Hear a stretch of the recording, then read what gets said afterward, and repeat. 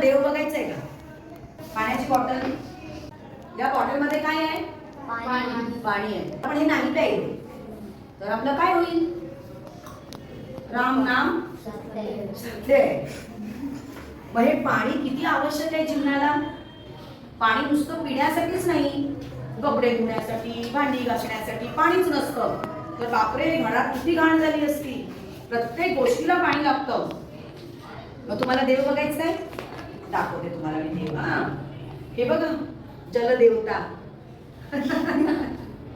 आहे ना, ही आहे जलदेवता. ओके. किचन मध्ये असलेली अग्निदेवता. जो सूर्य दिसतो तुम्हाला, सूर्य आता इथे नाही दिसणार, पूर्वेला उगवतो सूर्य, सूर्य देवता. सूर्यामुळे आपलं संपूर्ण जी सृष्टी आहे ती सूर्यावरती सर अवलंबून आहे. आणि असा देव जो तुम्हाला दिसतच नाहीये, तो तुमच्या आजूबाजूलाच आहे. सांगा बरं कोण? हवा. Very nice. हवा दिसते का तुम्हाला इथे? पण त्या हव्यामध्ये असलेलं ऑक्सिजनमुळे आपण जगू शकतो. ऑक्सिजनमुळे. मग ती कोणती देवता झाली? वायू देवता. आता किती देवतांची तुम्हाला ओळख करून दिली? जल देवता, वायू देवता, अग्नी देवता, सूर्य देवता, पृथ्वी देवता, ही झाडं झुडपं जी आहे निसर्ग देवता आहे ना. वन देवता आपण म्हणतो ना, वन देवता. मग किती सारे देव आपल्या नजरेसमोर आहेत. आपण त्यांना थँक्यू म्हटलं पाहिजे. मंदिरात तर तुम्ही जाच, तुमच्या मानसिक समाधानासाठी मंदिरात नक्कीच जा, पण देव नुसता मंदिरात असतो काय बाळांनो?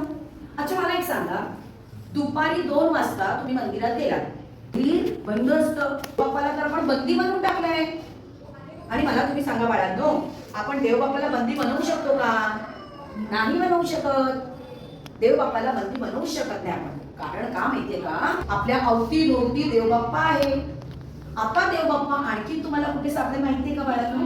तुमच्या घरामध्ये 2 देव बाप्पा आहेत, लक्ष्मी नारायण. सांगा बरं कोण आहेत लक्ष्मी नारायणाचा जोडा? Mummy papa. येस, आई बाबा.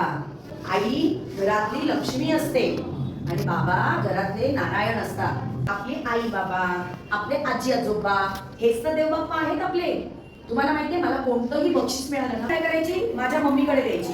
लग्न झाल्यानंतर मी माझ्या सासूच्या हातात द्यायला लागले. मग माझी आई म्हणायची किंवा माझी सासू म्हणायची, अरे हे बक्षीस मला का देते? त्या देवबाप्पाकडे ठेव. मग मी तिला काय म्हणायची? दोघींना पण म्हणायची, मी देवबाप्पाला नाही पाहिलेलं, मग माझ्यासाठी देवबाप्पा तुमच्या रूपात आलाय ना, तर मी हे बक्षीस कोणाला देणार?